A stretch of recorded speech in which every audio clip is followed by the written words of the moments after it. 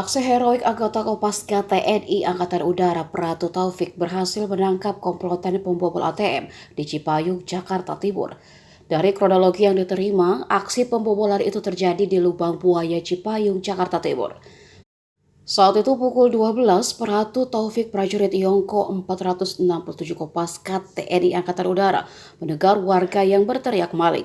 Pratu Taufik kemudian sebagai prajurit langsung menuju sumber suara dan mendapati komplotan maling yang mengendarai mobil Avanza berusaha kabur. Pratu Taufik tanpa pikir panjang langsung mengejar pelaku tersebut. Pelaku yang dikejar menggunakan mobil Avanza berwarna silver, sedangkan Pratu Taufik mengendarai sepeda motor. Aksi kejar-kejaran berlangsung sampai ke arah tol dalam kota Jakarta.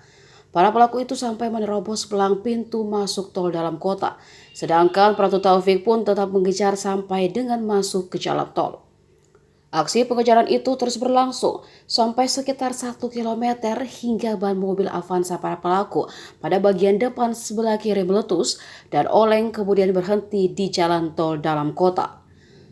Setelah berhenti, para pelaku yang berjumlah 3 orang ini tetap berusaha kabur menuju jalan tol yang mengarah ke Cikampek.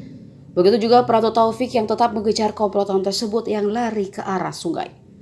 Ketiga orang tersebut melompat ke dalam sungai sambil berenang ke arah perkampungan warga. Pratu Taufik melihat ada jembatan penghubung dari pinggir tol ke arah perkampungan setelah mendapat informasi dari satpam pabrik yang berada di lokasi. Lalu Pratu Taufik lari melalui jembatan ke arah perkampungan.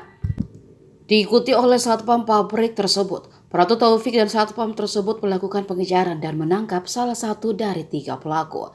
Tidak lama kemudian datang 2 unit mobil PJR untuk membawa satu pelaku pembobol mesin ATM Pondok Gede ke kantor PJR untuk diserahkan ke Polsek Cipayung.